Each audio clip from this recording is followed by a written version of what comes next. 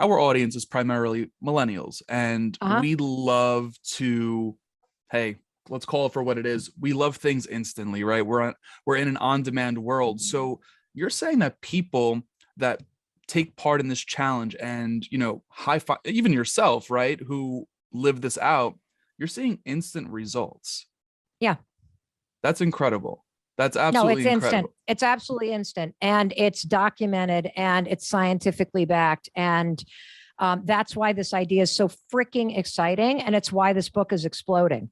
because people are experiencing it instantly. Like, I literally was just on the Breakfast Club, and Charlemagne and DJ Envy and Angela have all now tried. They're posting about it nonstop. Their audience is posting about it. The research is crazy. And let me explain why, because there's so much common sense behind this. So let's just talk about a high five.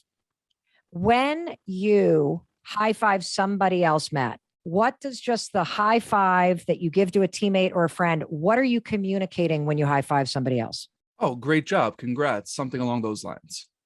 Correct. If a teammate blows a goal or a field kick or a free throw and you high five them, it's like, shake it off. I still Right. believe in you. We got this. Get your head back in the game. Come on now. It says, I believe you. I love you. All this stuff. It's this encouraging, empowering, universal gesture. Even if it's in a culture that you grew up in a culture where high fives are not that common, you've still seen them in sporting events. You've still seen teachers giving it to kids in videos that go viral. You have seen these gestures of encouragement. So this is the power of the high five habit. The programming is already in your brain, and it's also in your nervous system. Have you ever high-fived somebody and thought, I hate you? No, I have not. Have you ever high-fived somebody and thought, I hope you lose? No, Fuck never. off. No, of course not. It is neurologically impossible to think something negative while you're high-fiving yourself. Your brain is not designed to do it, because your brain for your entire life has seen this gesture and gone, oh, we do that to people we love. We Right. do that to people we believe in. We do that to people we celebrate. And so reason number one, why the high five habits results are instant, is because you're not actually trying to learn anything new. You are unlocking programming that exists in your mind, and you're just aiming it at yourself. That's why it works instantly. The second reason why it works instantly is because your brain doesn't know the difference between me high-fiving Matt or me high-fiving Mel Robbins, because your brain recognizes the high five as a habit loop. The physical motion is what triggers the habit of self-acceptance, celebration, encouragement, and love. So the second your hand goes up to do the gesture, you can't think. Your subconscious mind takes over and brings forward all the programming that it has attached to the physical action of a high five through your whole life.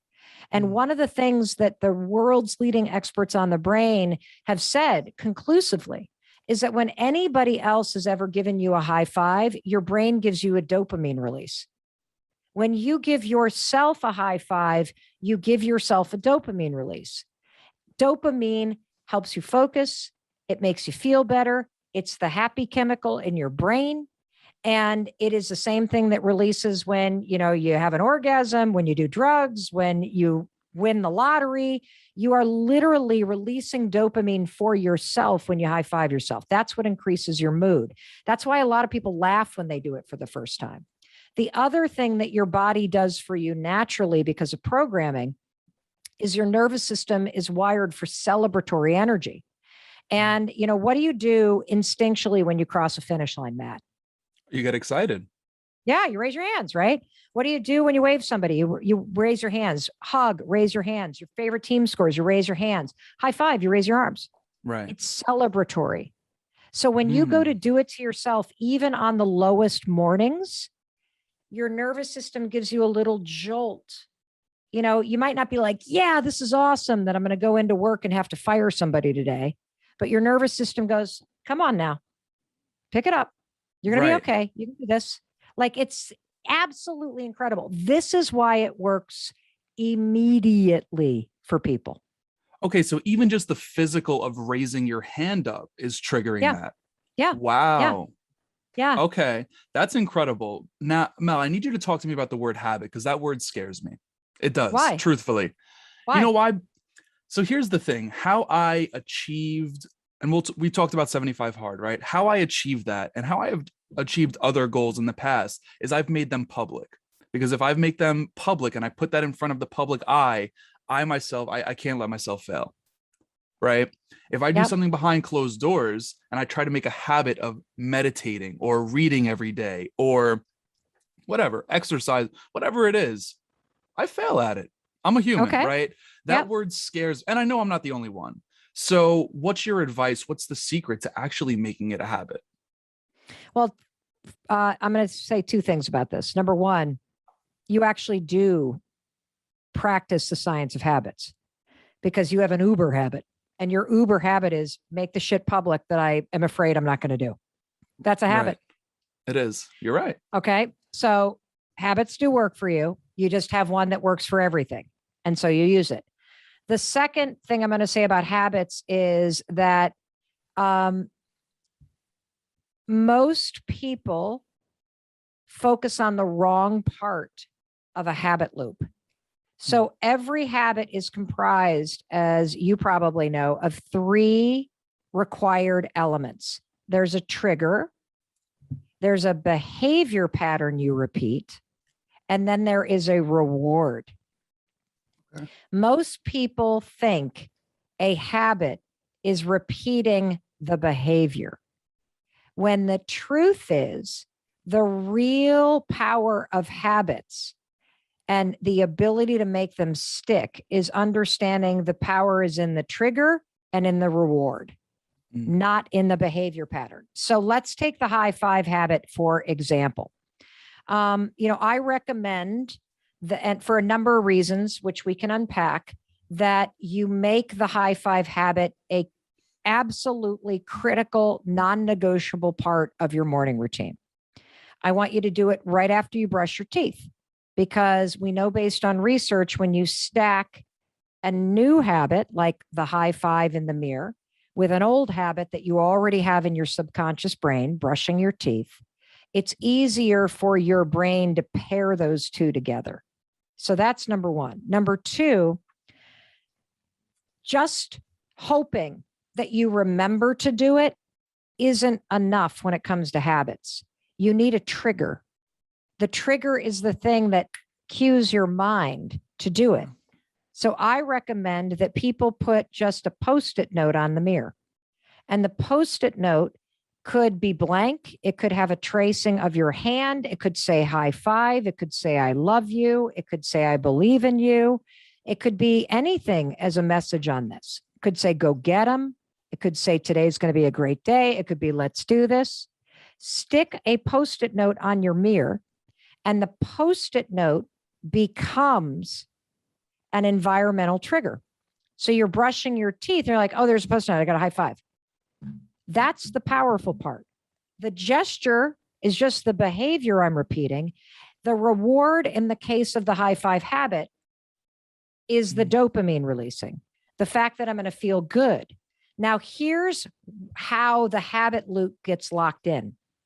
You'll know that you are really, truly creating a powerful habit when you see the trigger and you don't think about the behavior, you think about the reward. So when I see the Post-it note on my mirror, I don't think about high-fiving myself. I think about how good it feels when I'm done. I'll give you another example. I always reward my exercise with a treat. This may sound a little odd, but I always reward my exercise with a treat. So I'm going to explain the habit loop that I have for exercise.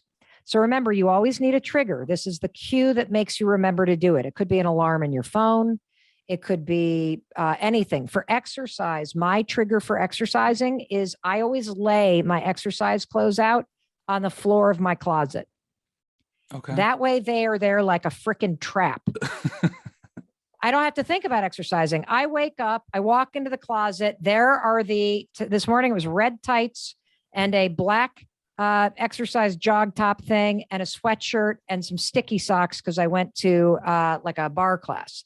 And I immediately see the trigger on the floor, no thinking involved. And I go, fuck, I don't want to exercise. Fuck, there they are. So there's my exercise clothes. I don't have to think. It's a trigger. Damn it. There's my habit loop begins, the trigger. Do you know what I think about? I don't think about the bar class. I immediately think about the breakfast burrito that I'm eating afterwards, because my reward for going to that particular bar class is to go to this little like breakfast taco place right next door. If I'm going to go to yoga, I think about a latte that I'm going to have at a coffee shop nearby. Your brain literally skips over the pattern and goes straight to the thing that you're going to get. And for those of you that have a favorite coffee shop that you go to after the gym, I guarantee you while you're in the gym, you're thinking about the coffee you're going to order. That's the reward. Your brain seals this into a loop. The trigger makes my brain think, oh my God, I'm about to get the coffee. And you forget about the gym piece, which is so cool, because if you think about going to the gym, you're like, I don't feel like it. Now, taking all of this into consideration, if on a subconscious level, we don't feel like we deserve that high five, is that just like a participation trophy? I know you talk about it in the book. I'm just curious for the people that are listening, and obviously for myself. No, this is profound. This is the most profound part of the whole thing. Okay. Actually, this is the biggest thing of the high five habit, because you don't think you deserve it. Right. You have been trained to believe a lie. And the lie is that unless you have the $1 million in the bank, or the world's greatest love affair, or an incredible body, or you're driving that car, or you live in that neighborhood, or you've sold your company, unless you have that thing, you haven't earned a high five. Mm-hmm. And I want you to break that belief apart and to understand that you deserve and need, and this is the most important part, you need support, empowerment, and celebration every single day just to get through the day. You do not earn this. The very fact that you are alive and breathing is why you need a high five every day. This is not an award you get. This is a benefit of being human. And so let me explain this, because the resistance is a really big thing. There are only two reactions that people have, Matt, when they hear us talking about the high five habit, and they take the dare we're going to tell them, give us 5 fucking days. That's all we're asking. 5 lousy days. Your dreams, your happiness, your contentment, your purpose, you deserve 5 days. What if this is the one thing that's been missing? Because I believe it is. What if all of those big goals and big dreams just needed the high five habit, so you knew the secret to propelling yourself toward them? What if the secret to healing your trauma, what if the secret to finally forgiving yourself for all the shit you did while you were trying to survive? What if it was the high five habit? Give me 5 lousy days to prove it to you, because I know that it is. This is the thing that's been missing from every human being's life, because none of us have ever been taught how to support, empower, and celebrate ourselves every step of the way. So you will either stand in front of your mirror, because this is what's going to happen. You are going to brush your teeth tomorrow morning, get the gunk out of your mouth so you don't spread bad breath everywhere. Then you're going to stand in front of your mirror. And step number 1 is the hardest part for people. Look at the human being in the mirror. That's not your reflection. There's 2 human beings in the bathroom every morning. There's you, and there's the human being in the mirror who is trying their best. And they are so tired of you beating them up. They are so tired of you focusing on the negative. They are so tired of the criticism. They need you. They need you to wake up. They need you to start being kinder and more supportive and more empowering and more encouraging. They need you. For most people, looking in the mirror is the hardest part. Based on our research, Matt, 50% of men and women Don't even do that part. Mhm. Can't do that part. Why? The reason why is every single morning when you stand before yourself, you drag your entire past in between you and your reflection. Okay. So if you have, survived some stuff, if you've been abused or neglected or abandoned or had your heart broken or experienced constant discrimination, bullshit, if you have been neglected, if you face poverty, all that stuff you've survived. There are so many people that look at that and see evidence that they're damaged or unworthy or unlovable, or that life is never going to work out, or you got such a late start, or that you are behind, or the odds are against you, or whatever. And so the resistance to seeing yourself or raising your hand is the fact that you are judging yourself based on your past. And you withhold the very support and love and encouragement that you need because of all the stuff you've survived. If anything, if you're still here breathing, trying to get through the day in spite of all that crap, you deserve a high five. Right. You got to celebrate that shit that you're still here. That's number one. The other reason why so many people cannot even look in the mirror is because of all the stuff you did. And if you're human, you have things that you regret. You've cheated, you've lied, you've stolen, you've squandered opportunity, you hurt people, you hurt yourself, all stuff you did, addiction, all of it while you were just trying to survive crap you didn't understand. Things that you would easily forgive Matt or Mel Robbins for, but you stand in judgment of yourself and you withhold that forgiveness. You withhold that compassion. You withhold that understanding that you need in order to heal. And so, not looking at yourself, Matt, that is a habit of self-rejection. Mm. And it is a part of everybody's morning routine. Because even if you can look at yourself, what we look at are the things we need to fix. What we see are the things that we think that are wrong or that we don't like. And this is everybody. And so whether you ignore yourself or can't look at yourself or you pick yourself apart in the mirror, this is a habit of self-rejection. And then you practice that every morning. This is a habit that's gotten so deeply rooted in your brain. This is why you step out into the world and you see everything you're doing wrong at work. This is why you have things to say, but you don't share them, which is another form of self-rejection. This is why you have boundaries that you need to express with people, but you won't, another form of self-rejection. This is why you morph and mold yourself to fit in with the cool people, another form of self-rejection. And so you just reject yourself all day long. And so back to your original question about validation and bringing it in-house. What I really want you to do with the high five habit is I want you to have an awakening. I want you to realize that today could be the first day of an entirely different life. A life where you see yourself as a human being that deserves support and that deserves acknowledgement and that deserves respect.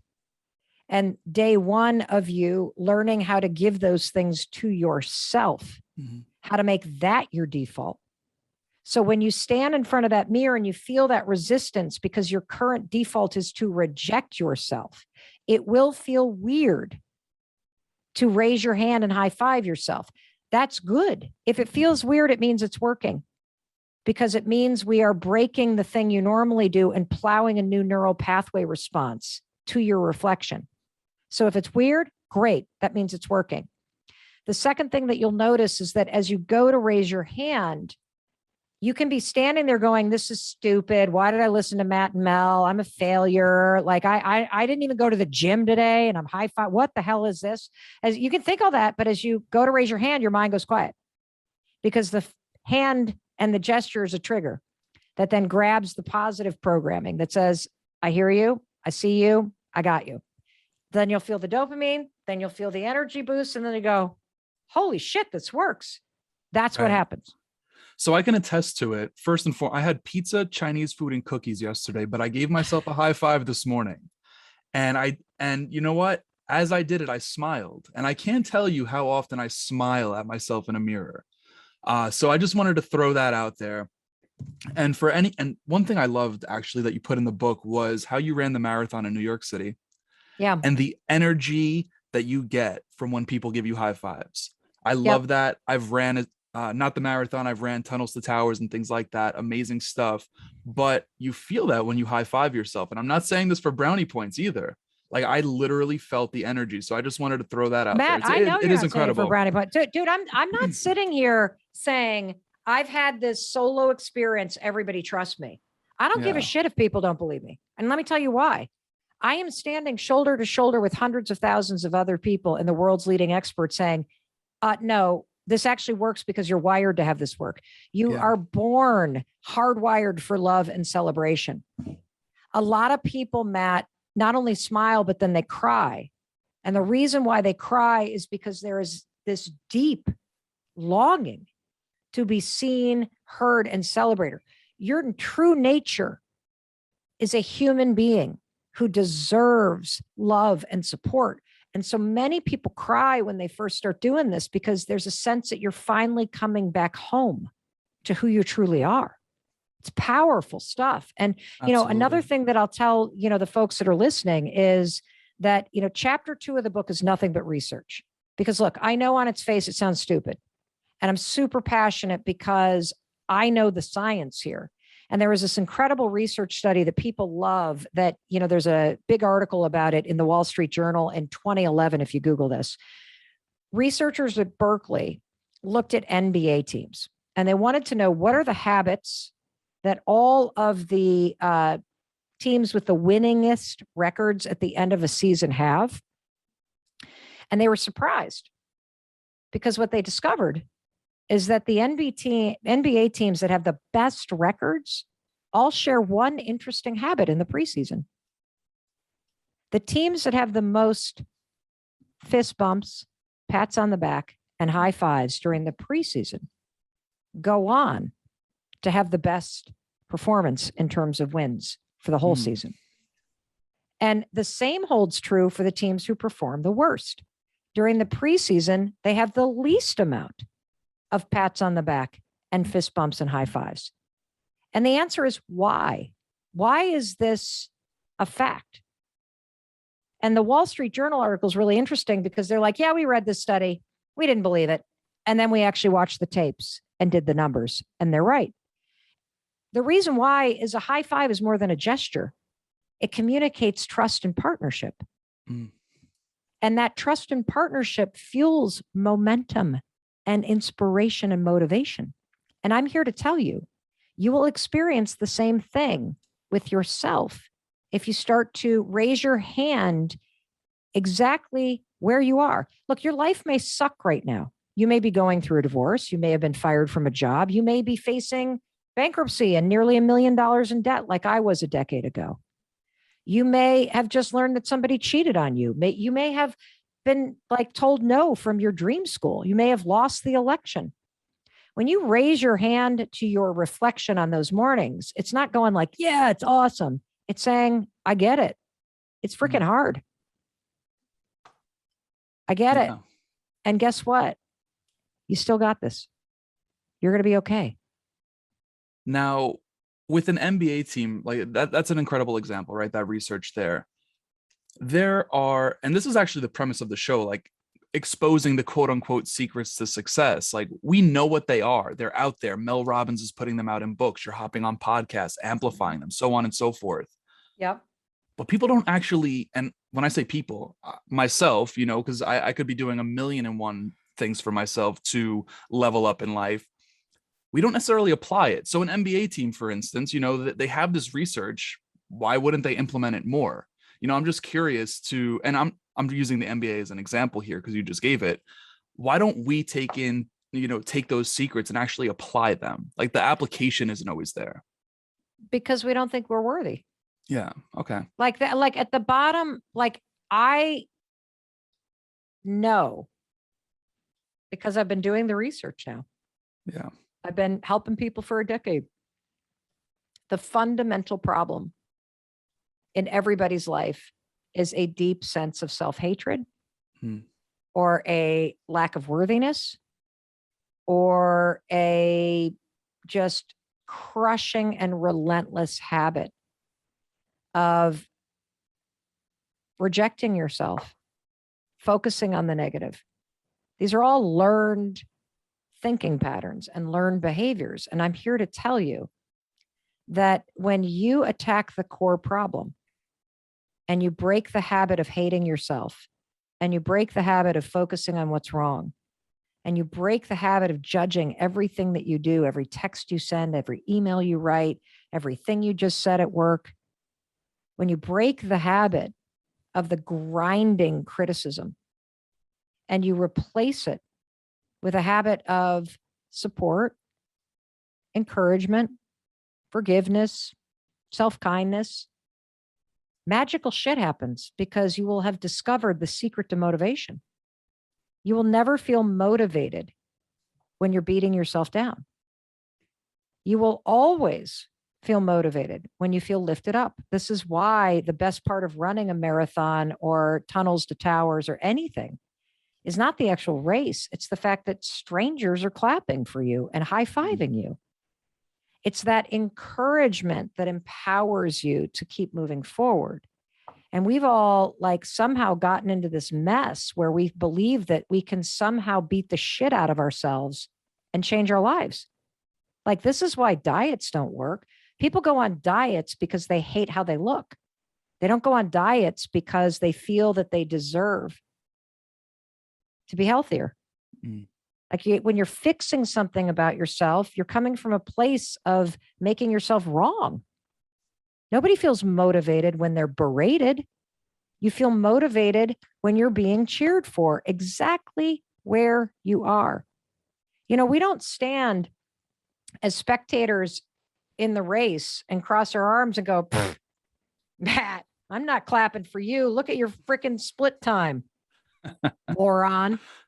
But we do that to ourselves. Yeah. And so, you know, the bottom line is you've just never been taught how to do this. And so, you know, when you attack the core problem that robs you of happiness, robs you of inspiration, robs you of your dreams, robs you of joy and contentment and peace and purpose, and that core problem is self-hatred.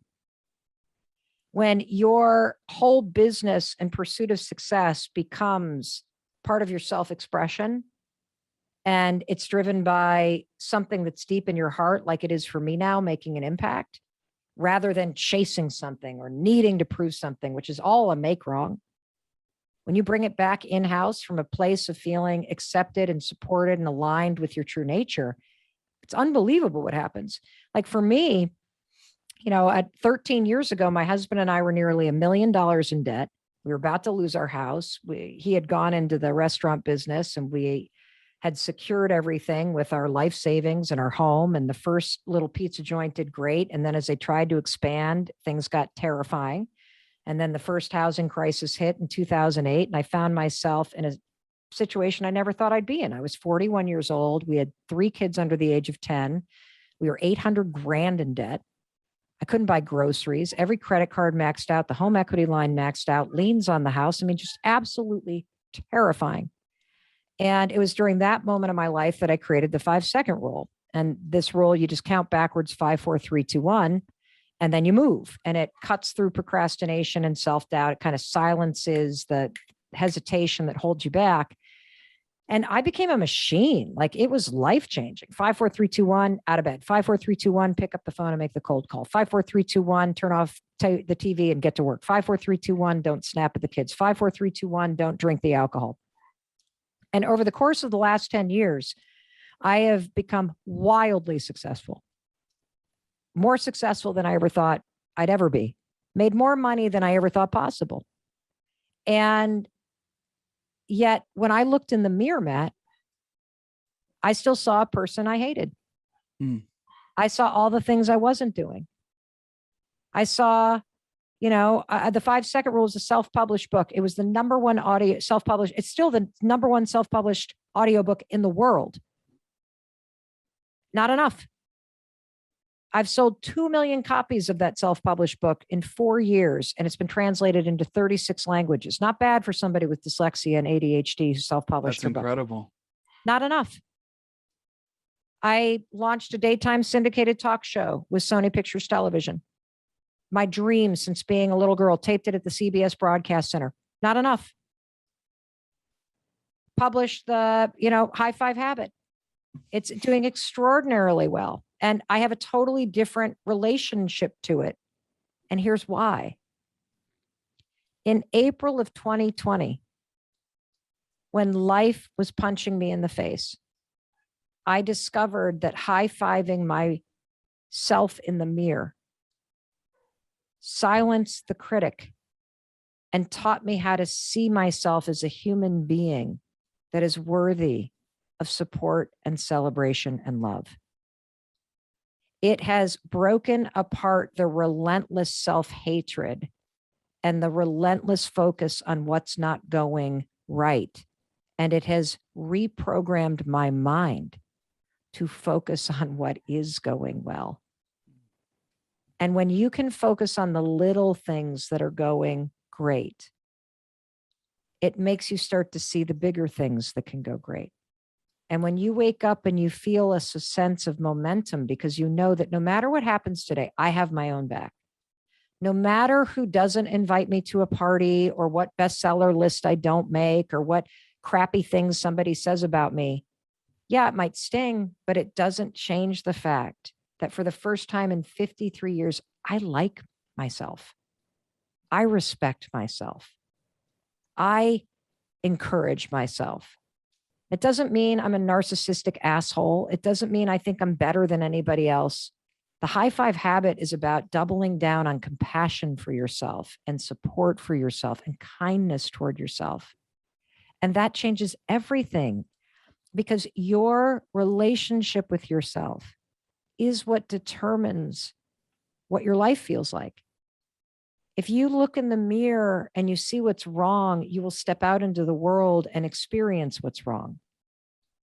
If you look in the mirror and you hate yourself, you will inevitably and disrespect yourself and reject yourself. You will step out into the world and you will allow other people to disrespect you because you just did it in the bathroom with yourself. Mm. When you learn as a habit to look in the mirror and treat yourself with respect and compassion, to treat yourself as if you like yourself, and the gesture alone, I don't even want you to say anything.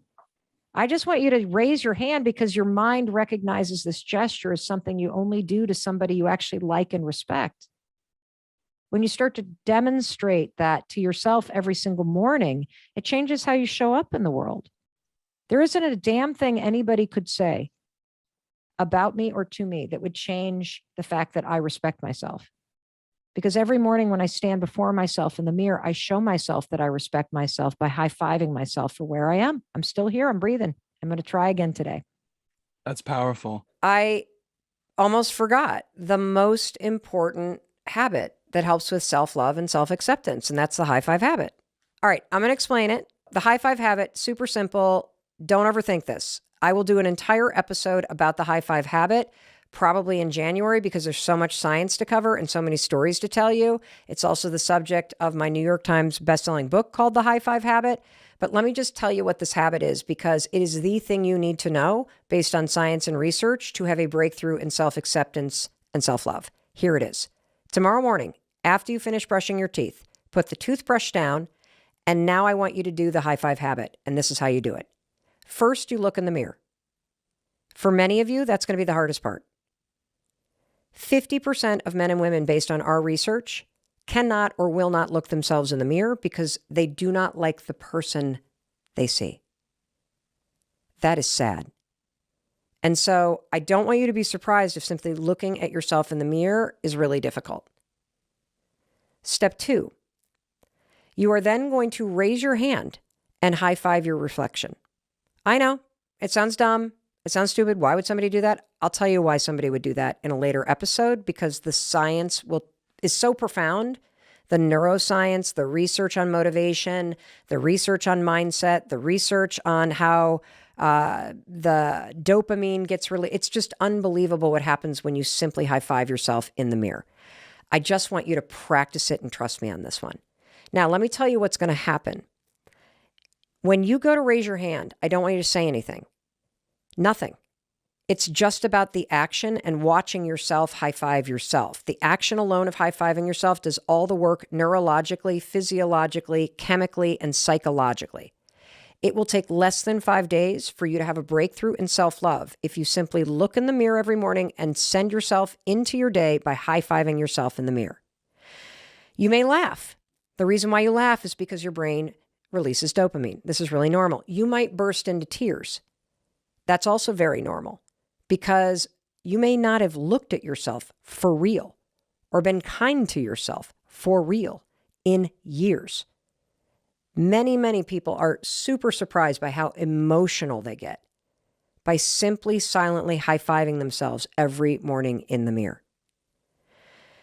If you have this visceral, that's the stupidest thing, I really want you to do it. Because not being willing to simply try something that I'm telling you, we've had 164,000 people in 91 countries go through a 5-day challenge with me called the High Five Challenge. I'll tell you about that in a minute. And the results are just irrefutable.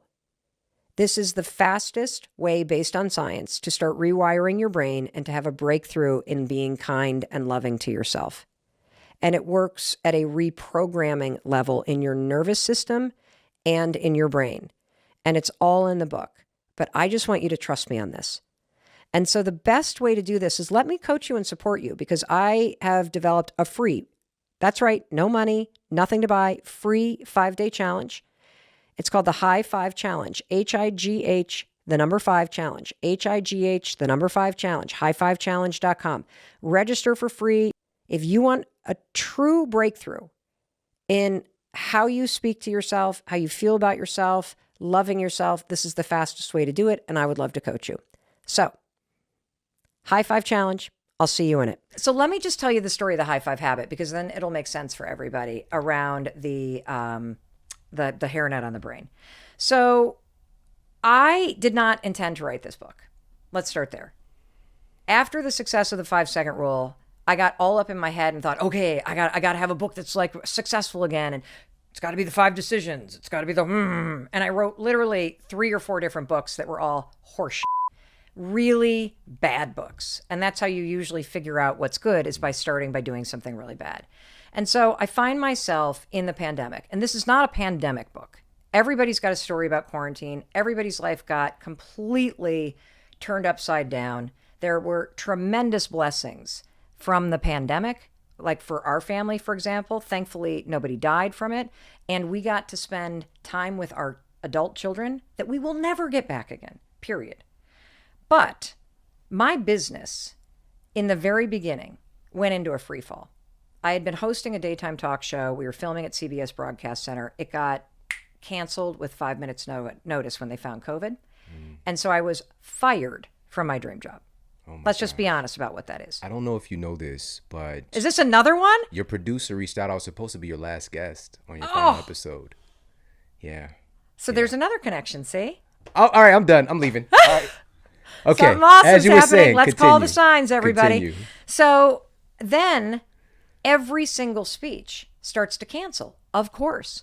Then Houghton Mifflin, who was my publisher at the time, canceled my book contract. My fault, because I had not produced a manuscript in over a year, which meant I had to return money I had already spent. Then my kids come home from college, and like everybody else, everybody is in a free fall, emotionally, anxiety, panic stricken. The whole team goes virtual that I manage, and everybody's like mental health is going down the drain. And I start having flashbacks to 2008 when Chris and I nearly lost everything. And I found myself one morning. I walked into the bathroom. I'm standing there in my underwear. I am leaning against the bathroom sink. And this is a moment that I think everybody can relate to. I'm brushing my teeth, and I catch my reflection in the mirror, and I think, God, you look awful. You look exhausted. Your neck is saggy. One boob is hanging down lower than the other. Your gray hair is coming in. Woman, you are tired. And I felt tired. I felt the weight of responsibility and sadness on my shoulders. And then, of course, once you have one negative thought, it's like lint in a dryer. It starts collecting. And so then I think, oh my God, I got up late and my Zoom call's in 8 minutes and the dog's at my feet. And I hadn't walked the dog yet. And I just wanted to check out. I just wanted to go to the couch and lay down. I did not want to have to deal with the responsibilities of my life. I was so overwhelmed. And I know everybody can relate to this moment. And even though I am one of the most booked motivational speakers in the world, I couldn't think of a thing to say to myself. And so as corny as it sounds, I literally found myself raising my hand and I gave myself a high five in the mirror. Cheeseball city. But I'll tell you, something like flipped. I was kind of like, okay. I felt my shoulders. I'm like, okay, I can do this. Get back in the game, Mel. Let's go. That was it. That was it. The next morning, this is when the next weird thing happened. I woke up and I immediately thought about that moment in the mirror. And here's how I would describe it. You know how if you and I were going to meet for a cup of coffee and, for me, if I'm about to walk in and see you, I'm getting excited because I'm about to see you. When I wake up that second morning, I'm actually thinking about that moment in the mirror and this idea of seeing and being with myself. Now, look, I'm 52 years old. I probably have spent the first 45 years of my life either criticizing the woman I saw in the mirror or ignoring her. So I get into the mirror and there I'm with myself. And new research out of the University of Florida shows that if you have an intentional moment in the morning of reflection about how you're going to show up for the day, it changes your mood, your productivity, it changes your impact on people. And so I stood there with myself and I really looked at myself and I raised my hand again. Now here's where it starts to get crazy. I know you're a science guy, so let me just lay some science on you because this is freaking bananas. First of all, it is impossible to high five yourself and think, I suck. It's impossible. It's impossible to high five yourself and think today is going to be a shit day. Neurologically impossible. And let me tell you why. You have high fived other people for your entire life. Tell me what a high five means when you give it to somebody or they give it to you. Awesome. Good job. You're amazing. Let's go. Yep. All Keep those going. things. If somebody's attitude's going down, you give them a high five, it lifts them back up. Yeah. All of that messaging that is affiliated and associated with the physical movement of raising your hand. This is a field of study called neurobics. I didn't make that word up. This is about neuroplasticity and neuropathways and the aerobic movement of an arm being married together. All of that subconscious messaging is stored right here in your basal ganglia from a lifetime of doing that. I believe you. I love you. We got this. I celebrate you. I see you. Keep going. Come on. Here we go. So when you raise your hand to your own reflection, it activates all that messaging and marries it with your own reflection. Is that not crazy? Silence is the critic and starts to reprogram the neural pathways in your mind. And because it is associated with physical movement, what we know based on research is the fastest way to create new neural pathways is an unexpected physical movement married with a thought pattern. Yeah. So that's just the beginning of this. So I did this for a couple weeks. I started to feel my mood lift. I started to feel myself feeling optimistic and positive. I had my high five attitude back on, like this moment's preparing me. Just stay with it, Mel. Keep your head up. You got this. You can face this. I know this is hard, but keep going, woman. And so I post a photo on my story, and within an hour, there were 100+ people that had high-fived themselves with their kids all over the world by themselves. And I thought, okay, there's something here. And so that's when I dug into the research. First, I talked to our audience, what were you feeling? And what they had to say was profound. And the second thing I did is I picked up the phone and started talking to some of the world's leading researchers in habits, in neuroscience, in brain, in behavior. And the motivational power of a high five is not only documented, it is irrefutable. Let's talk about that because there was one study that was done on school-age children. Yeah. Let's talk about that. That one is what really got me. Oh, I know, right? So you have 2 kids, right? I have 3. Oh, 3 kids. Yeah. Okay. How old are your kids? 2 still living with me. Okay. So Yeah. how old are your kids? 2 in there. My oldest son is actually turning 21. in a couple of days. Congratulations. My youngest son's birthday is today. Oh my He's gosh. turning 10, and That's my daughter fantastic. is the oldest. So Fabulous. Yeah. Well, this works with all ages, but the study that you're talking about is super cool. So they wanted to know what's the best way to motivate somebody through a challenging problem or a challenging situation. So they divide kids into 3 groups. And they give them a very challenging problem to work on. And they use 3 forms of motivation. One is verbal praise in terms of praising a trait. We know this, the fixed mindset. Hey, you are so smart. You're doing a great job, right? That is the least motivating way to help somebody through a challenging problem. The second group got the growth mindset, which is to praise somebody verbally for their effort. Oh my gosh, I see you working so hard. I see your grit. I see you putting in the effort. Great job. That certainly works better than telling somebody that they're smart, because you anchor them down in something they control, which is the amount of effort they put in. The third group of kids working on a challenging problem got a simple high five from the researcher. No words, no nothing, just a high five. Those kids that got the high five, they outworked everybody else. They had a better attitude. They worked through more challenges. They 5x the whole thing. And the answer is why? Here's why. A high five communicates even more than I believe in you, we got this, keep going, I celebrate you, I love you. A high five validates your most profound, fundamental emotional needs. Every single human being on the planet has 3 emotional needs. You need to be seen, you need to feel heard, and you need to feel celebrated and accepted for the unique individual that you are. When you receive a high five, especially during a challenging moment, you feel seen. You also feel heard because you feel like that high five represents they get that I'm going down. And you feel celebrated. It is a shared moment of emotional affirmation. And so we have for our entire lives looked outside of ourselves for that. We chase likes, we chase validations. We think if we're dating or married to the right person, it means that we're lovable. The truth is, you got to learn how to give that to yourself. And I am here to tell you that if you create a habit in the morning, just habit stack it right with brushing your teeth, where you stand there, you be with yourself. You set an intention for how you're going to show up today. What game are you going to play? And then you seal that sucker with a high five. You are literally building in the habit of self-validation, self-support, self-respect, self-esteem, self-confidence, self-celebration. It is so freaking powerful. And I am so passionate about this, not only because I am standing on the research of people way smarter than me, but I am seeing the millions of followers that I have profoundly change their lives. A woman, for example, check this out. A woman, for example, who had dysmorphia for 20 years could not look at herself in the mirror.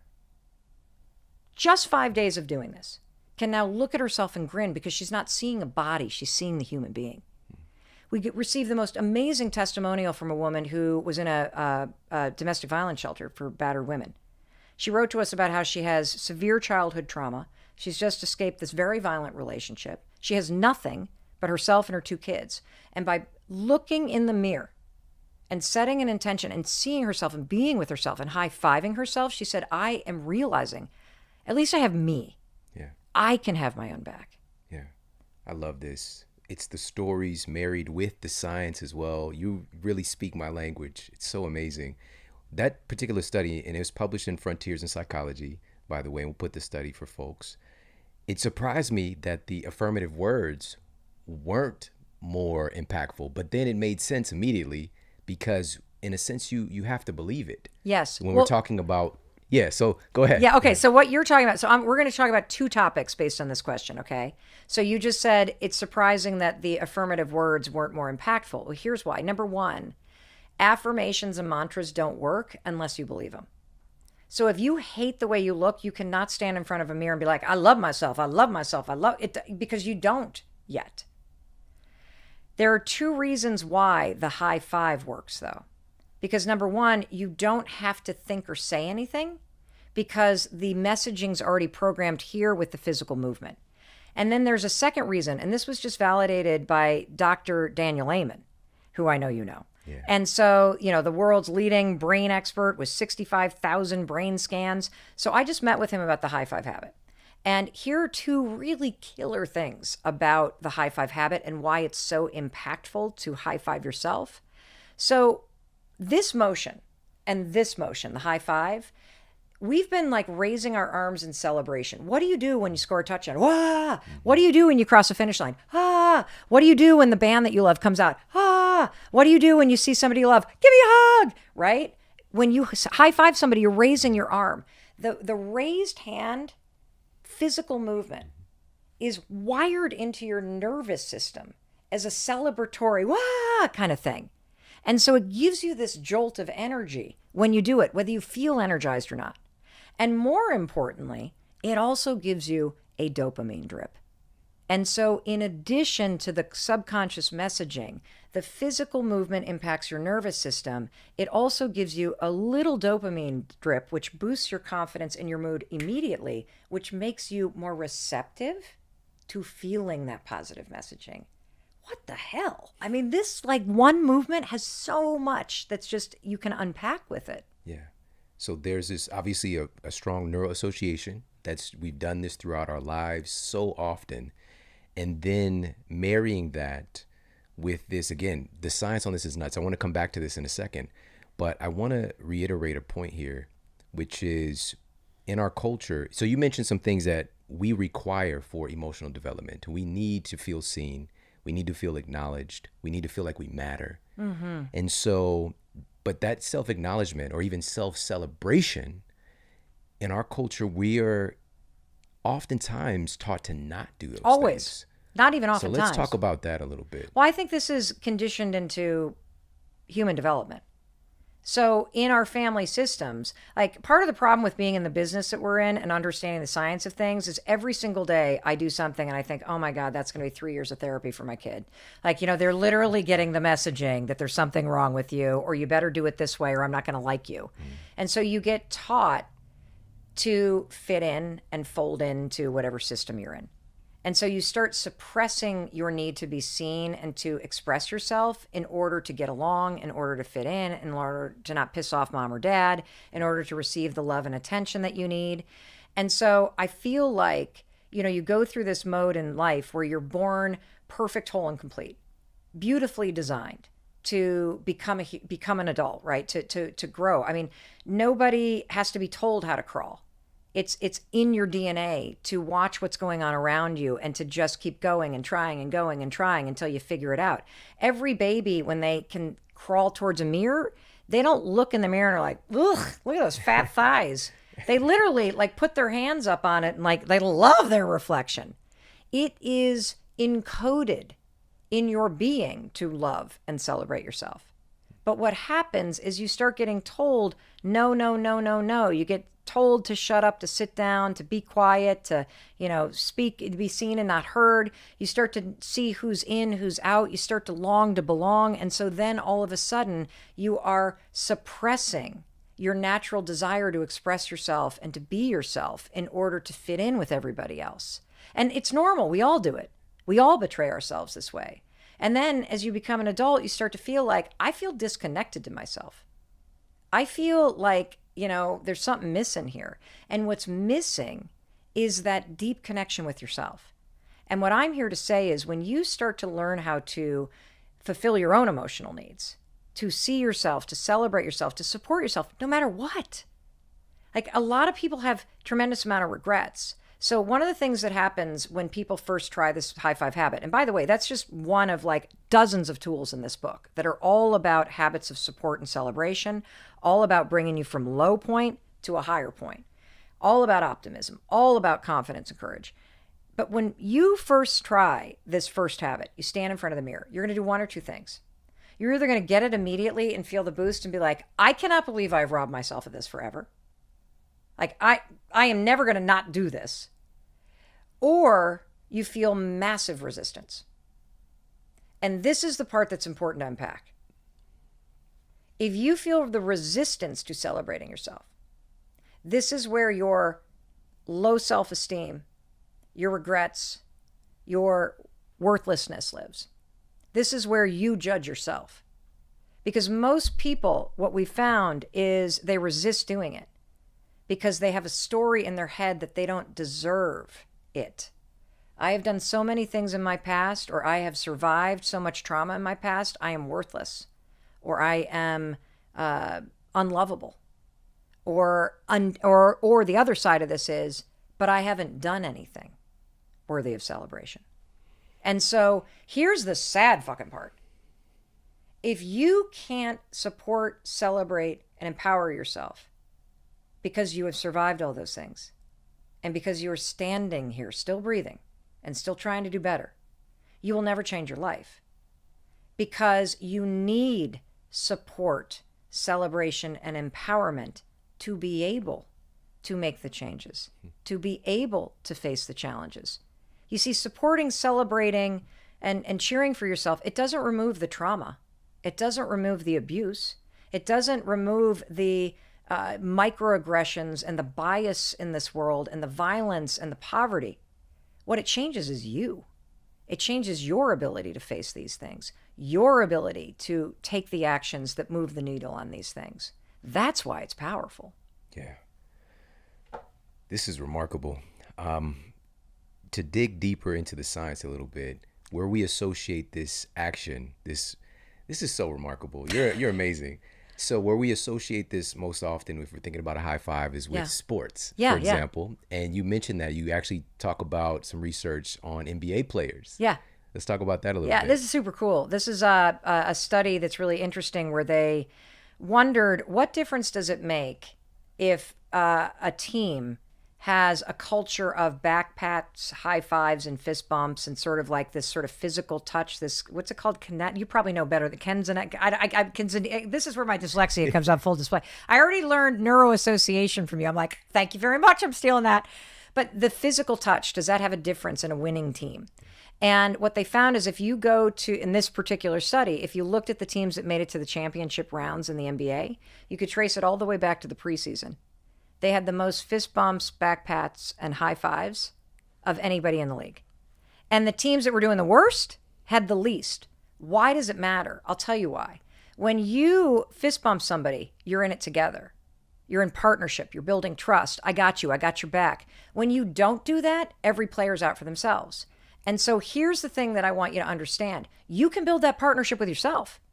Like, the whole world is trying to tell you, you got to put yourself first. You got to take care of yourself. You got to be kind to yourself. You got to have your own back. Nobody knows how the to do it. I'm sitting here telling you, you can practice these small habits of standing in front of a mirror, setting an intention, and being in partnership with yourself in creating and making that intention come true. Celebrate it with a high five and send yourself into the game of life with that kind of wind at your back, with that kind of partnership with yourself, knowing that no matter what happens today, at least you have your own back. And that is why this is powerful. Yeah. Today, you and I are going to have a conversation about the most important relationship that you have in life. And that's the relationship you have with yourself. I am going to introduce you to a habit that I want you to practice immediately. It is a habit that is based on profound research, and it is a habit that will help you improve the relationship you have with yourself. It will impact your happiness, your sense of control, your confidence. This is the Mac Daddy of all habits. You master this habit, you improve the relationship you have with yourself, and this is like the first domino. You know how in dominoes, when you line them up, there's that one domino that, boom, you knock that sucker over and woohoo, I can't even, all the other dominoes fall. So we are talking about the gateway to creating a positive ripple effect in your life and improving the relationship with yourself. And also, it is the secret, this habit, to self-acceptance and self-love.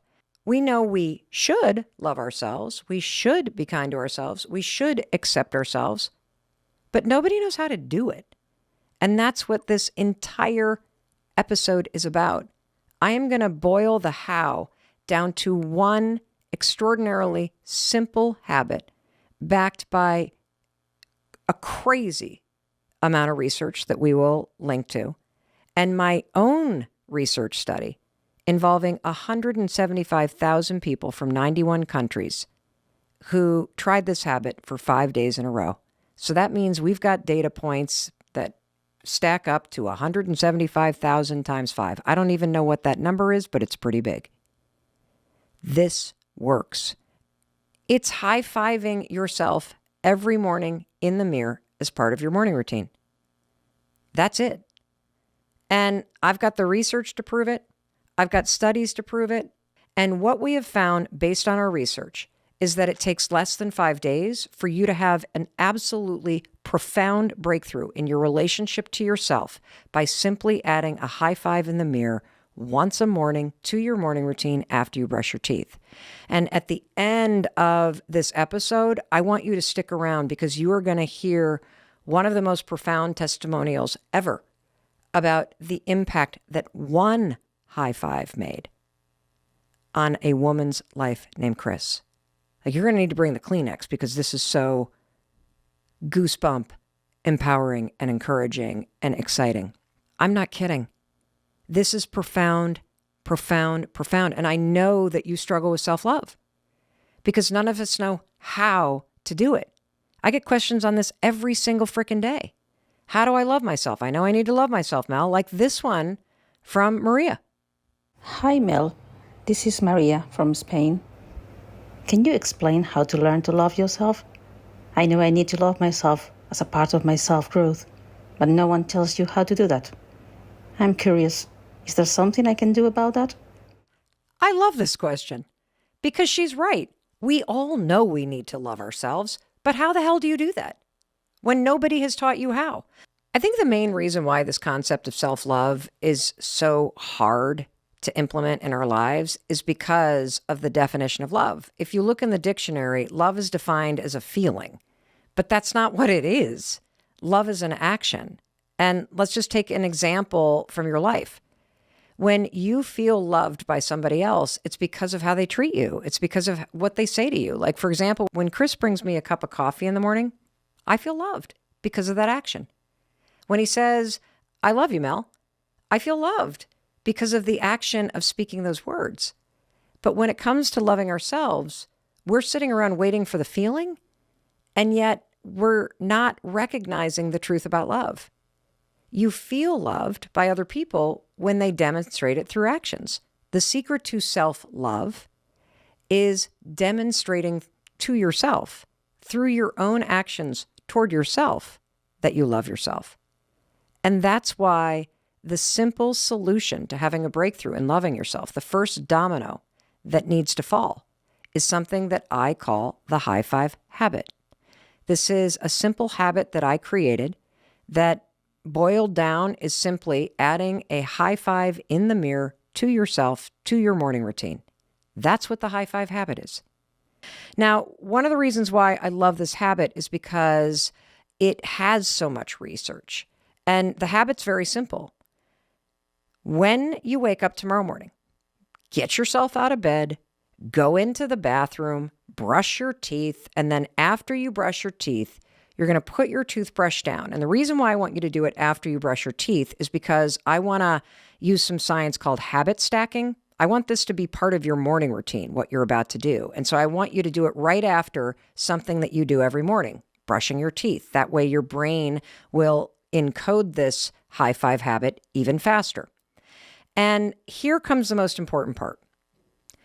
As you put the toothbrush down, you are going to look in the mirror.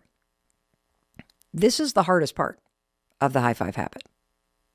You're going to look in the mirror, and I don't want you to look through the person in the mirror. I want you to realize there's a human being that's standing in the mirror there with you every morning in the bathroom, and you have either ignored them or you have looked at all of the things you don't like about that person, whether it's the weight that you've put on or it's the bags under your eyes, or for me, it's one boob hanging lower than the other boob.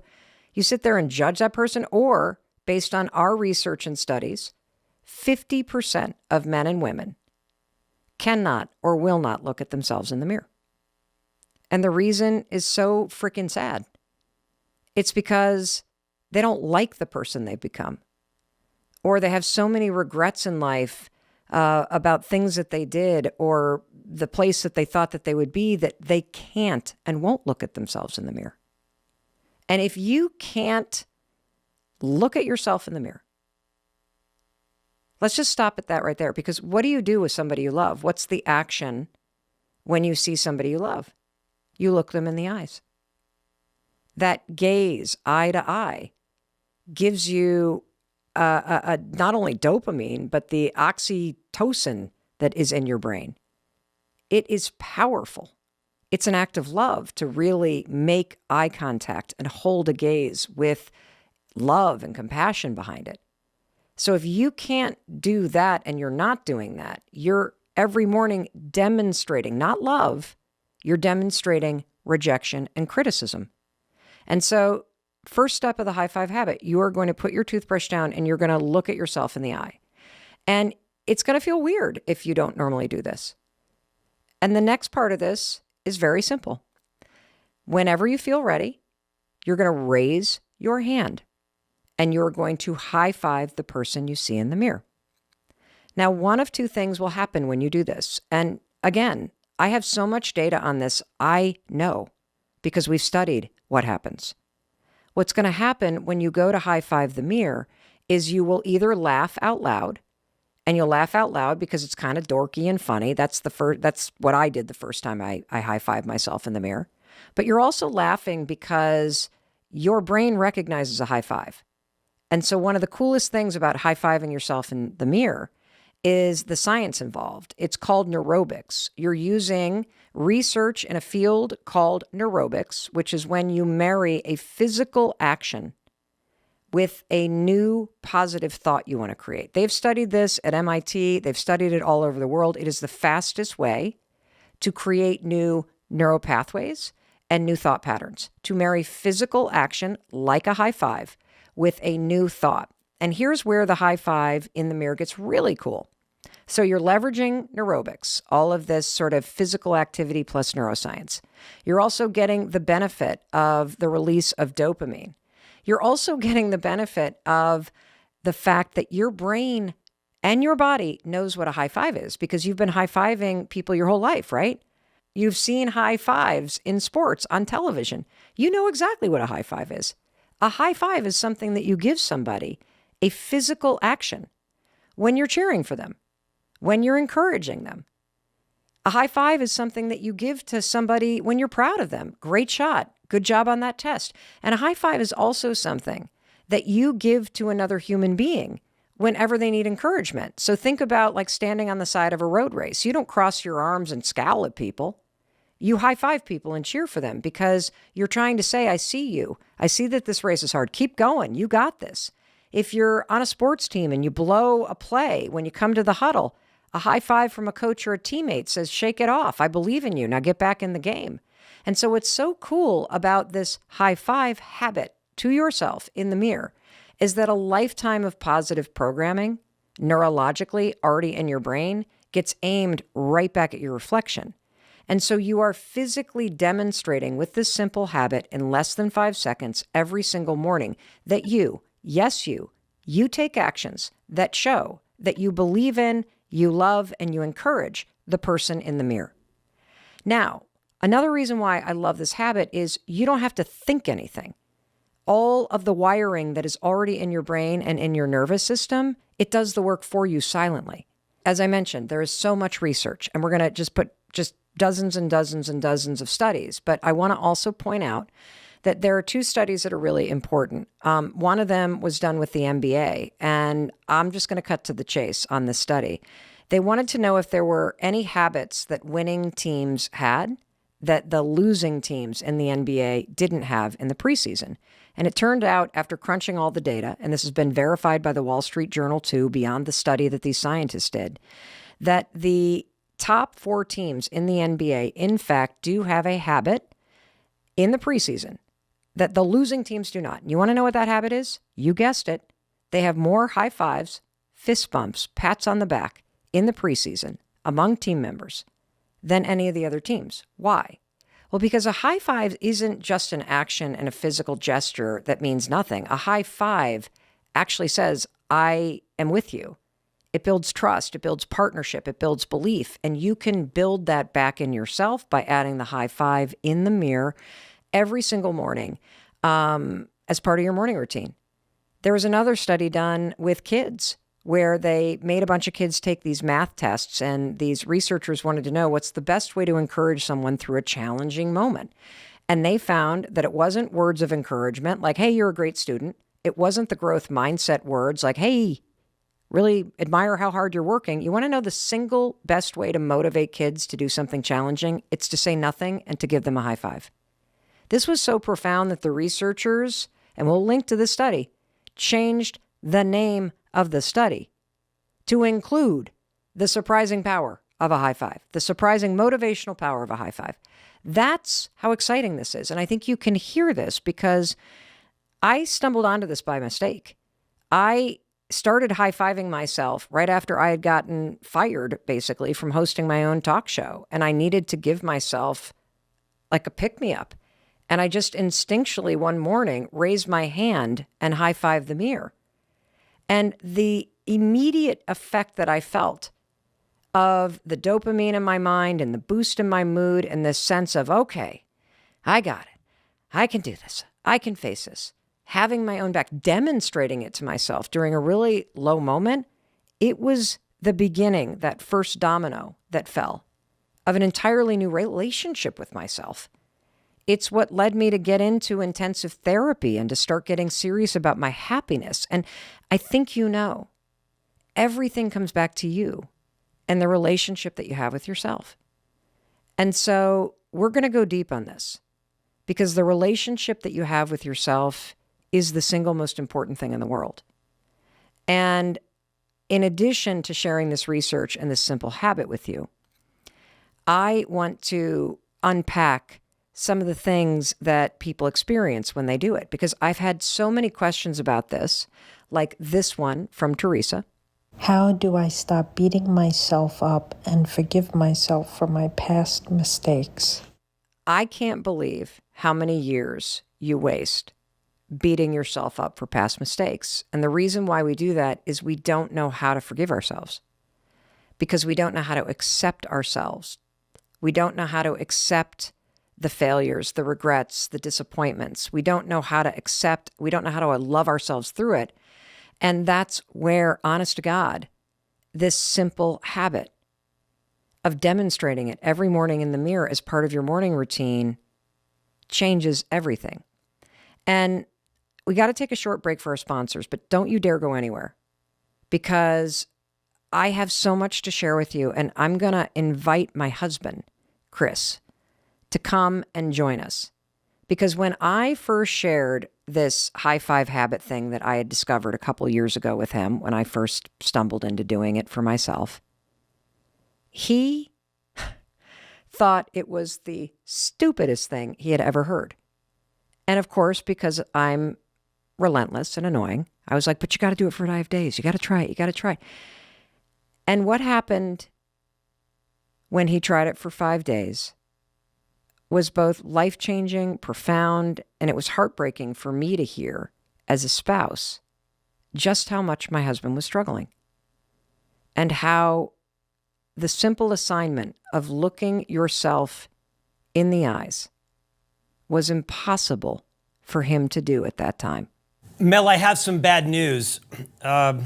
Your entire 2022 was just booked solid with keynotes from all of the people that visited your website in the last 12 minutes, because what you just said was absolutely accurate. And every leader just needs to be reminded, right? We're all under pressure. We're all trying to survive. We all have issues going on in our life. We're trying to pivot and we're trying to disrupt ourselves and stay alive. And you're absolutely right. These are not hard things to do. These are mandates of anyone who is a leader of people to show appreciation. Here's one thing that you can do. Steal this idea. So every morning as part of your morning routine, there are two things that will move the needle when it comes to appreciation. Actually, I'm going to tell you three things based on the research. Number one, research from Harvard Business School has shown that simply taking a moment, less than a minute every morning, and I suggest you do it in front of the bathroom mirror and you pair it with this high five habit of high-fiving yourself in the mirror. But every single morning after you brush your teeth, I want you to take less than a minute and I want you to set an intention for how you're going to show up today, for let's just focus on work, because you can do this with family too, but let's focus on work. How are you going to show up today as a leader at work? And, forget about title. If your behavior or your example or your presence changes people, you're a leader in my book. And so how are you going to show up today at work? And what are you going to do to impact people? And if you just take less than a minute and reflect on that, and it could literally for the year of 2022 just be, I am going to make sure that people know how much I appreciate them. I am going to bring an optimistic attitude, which means I'm going to focus on what's going right. And I'm going to remind everybody through our efforts and our attitude, we can actually make a positive impact on whatever challenge or issue we're facing. Pick something that is going to be your intention for how you're going to show up. Research shows simply doing that changes how you show up at work, and it improves your ability to positively impact other people. So that's rule number one that you're going to do. Rule number two, after you then seal it with a high five in the mirror, is I want you to take one moment, and I would do it first thing in the morning. And I want you to send a thank you note to somebody, okay? And here's how you're going to do it. You are going to write to one person a day and try to make it somebody you work with. And then you can expand it out to other people. But if you want to move the needle at work, think of one person, okay? And all you're going to do is thank them. And you're going to tell them what they did. Hey, thank you so much for checking in on me last week. You're going to tell them why that mattered to you. It really made me feel like I belong here. And it's been difficult because it's difficult to start a job working remote. And then you're just going to end it by saying, thank you. I just wanted to tell you. That's it. If you want to supersize it, you could write it on a note, take a photograph, email them the photograph. You could leave them a voice memo. You could leave them a quick video. You can send the email. You could write the letter. Research shows that when you make it a habit to send these notes of thank you, appreciation, what you did, why it mattered to me, and what you think of them, thank you very much, that it not only floods the other person with dopamine, it deepens your connection, it deepens your trust, but you also get the benefit of the flood of dopamine and the enhanced sense of trust and belonging. So that's number two, what you could do. Number three, what you could do is borrow the research from Project Aristotle, which is a 3-year study that I'm sure many of you know about that was done at Google, where they researched teams across Google and they wanted to know what makes for the most engaged and the most innovative teams at Google. And what they found after crunching the data for 3 years is it comes down to emotional safety. What does that mean? Emotional safety means that people feel appreciated and people feel like they belong. So much so that they feel safe coming to you with their issues. So how do you create emotional safety, particularly where everybody's all fried? Very simple. Whenever you are conducting a meeting, allow people to have their cameras off, of course. But number two, if the size permits, I want you to take on this practice. What you'll notice in meetings is that all the extroverts like me go first. We start popping off and sharing and talking and blah, bitty, blah, bitty, blah, bitty, blah, right? And then there's a whole group of people that either are introverted or shy or new or whatever, and they are not speaking. Your job as the leader is once the extroverts go, you are to call on the folks that aren't talking. And here's how you do it so that you don't put somebody on the spot and you don't create anxiety in them. Instead of asking for an opinion, you simply go, hey, Scott, what do you think about what you've heard so far? Ask for a reaction. Because what you're doing is you're demonstrating to the team that you care about what Scott thinks, whether he's speaking or not, and that you value his participation. And then, of course, when he says something, you compliment, a piece of whatever he just said or she just said or they just said. And what happens is the team is watching. So what they've found is that when you do this, you make sure everybody talks before you end the meeting by asking for people's weigh-in or reactions. The team starts to model it. And when you feel like people care about what you think, when you feel regarded and valued, Research also shows that that appreciation, that sense of belonging and value improves your productivity and performance, because feeling seen, heard, and appreciated is the truest form of motivation. That's how you cultivate it at work as a leader. I find myself last year at a very low moment.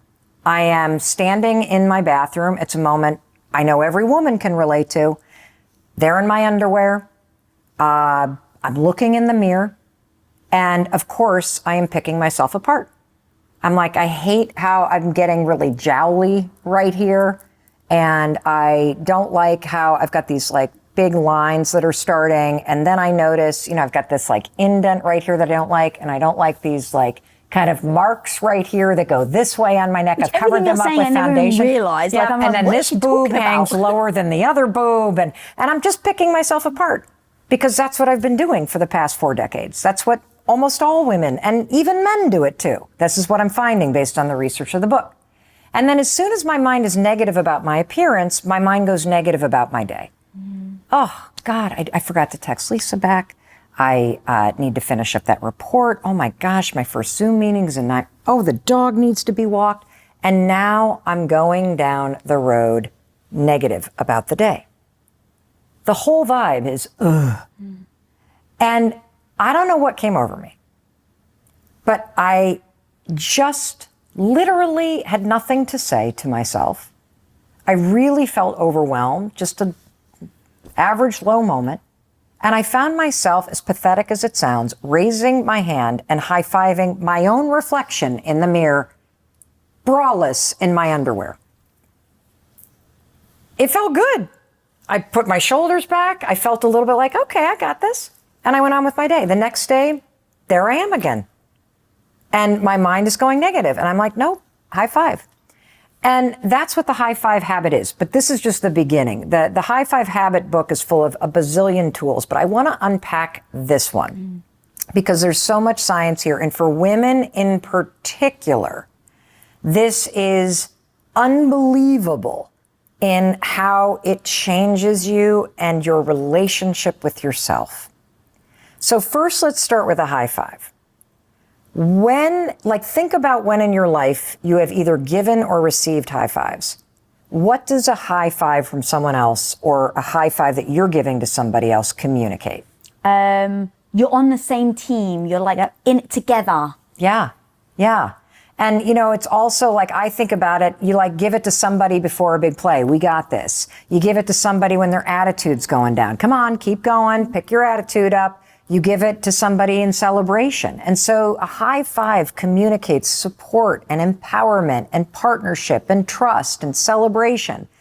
And it's so powerful, and we're so good at giving all of those things to other people. Like you and everybody, especially women. We cheer for our friends. We create birthday parties. We buy people presents. We do work for our colleagues when they're overwhelmed. We help our parents out with whatever. We're so good at cheering for our favorite musicians and buying people stuff. We are horrendous at giving that same support and celebration to ourselves. In fact, we not only don't give ourselves support and celebration, we do the opposite. We tear ourselves down, and we beat ourselves up, and we pick ourselves apart. And every single woman I know is constantly saying, how the fuck do I put myself first? How do I love myself? I know I'm supposed to. Well, I'll tell you how you do it. You put yourself first by doing for yourself what you've been doing for everybody else, because that's how everybody else became first in your life. You need to start to cheer for, support, and validate yourself, period. I realize now that I'm high-fiving myself that I have spent the first 40 years of my life either criticizing my reflection or ignoring it. How sad is that? It's incredibly heartbreaking and yet extremely familiar to me. Yeah. And I think a lot of women. Yeah. And believe it or not, a lot of men. There's a lot of men that don't want to look themselves in the eye in a mirror and be with themselves because they're so focused on the things that they haven't achieved or the things that they failed at. And so they're ignoring themselves. They're not being with themselves. And so first things first, when you take a moment in the morning to just stand in front of the mirror and be with yourself, and then you raise your hand in a gesture that you have always associated with celebration, support, belief, and empowerment with other people, there's a number of things that happen that can be proven by research. First things first, this is research out of Harvard. It's recent. They've shown in studies that simply taking a minute in the morning to get intentional about who you're going to be today and how you're going to show up changes your productivity. It changes your level of confidence. It changes how impactful you are as a leader at work and in life. So this moment in the mirror is not to be diminished. This is a moment for you to be able to take a moment and intentionally align yourself with who you're going to be. Second piece of research is from a field of study called neurobics. It basically means when you marry a physical action with something, a thought that's unexpected, you accelerate the development of new neural pathways. And there's famous studies that have proven that if you brush with like your non-dominant hand while you're thinking something, it sticks in your mind because you have to focus. Well, the same is true when you raise your hand and high five your own reflection. You see, you've been doing this for your entire lifetime. So there's already subconscious programming here, Lisa. The second that you raise your hand like this, it is so programmed in your mind to associate belief, cheering, empowerment, celebration, with the high five itself, that it's impossible to go, God, I hate my neck. Boy, is that cellulite ugly. You can't do it because this part of the mind immediately takes over and does all the positive stuff with a high five. It's crazy. Try it tomorrow morning. You will not be able to criticize yourself. Now there's another piece of research around this, which is, when you do a high five, we did one, the first one we did, right? We didn't quite hit each other in the right, good smack. So what did we do? We did it. Correct. Because a good high five requires you to be present and intentional. Isn't that cool? Yeah. All of that in a little high five. And so what I started to notice was that I was in real time shifting my relationship to myself. Instead of criticizing the woman I saw in the mirror or ignoring her, I was developing a partnership, a trust, a sense of self-validation. I have my own back. I see you, Mel Robbins. We're going to have a great day today. We got this. No matter what it is that life is going to throw at us, you got this. That's how it all started.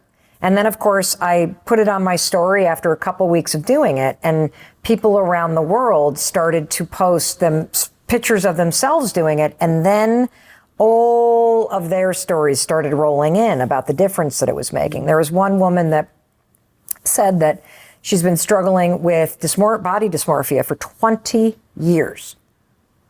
Cannot look in the mirror. And after 5 days of doing this, can stare at herself in the eyes with a grin.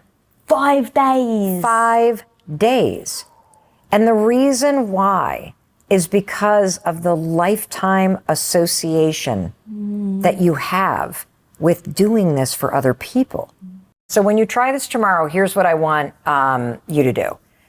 Stand in front of your bathroom mirror and take a moment and just be with yourself for a second. And then if there's resistance to raising your hand and high-fiving your own reflection, what is that resistance?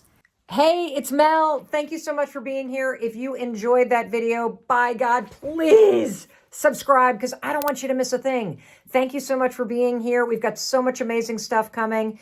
Thank you so much for sending this stuff to your friends and your family. I love you. We create these videos for you. So make sure you subscribe. Mwah.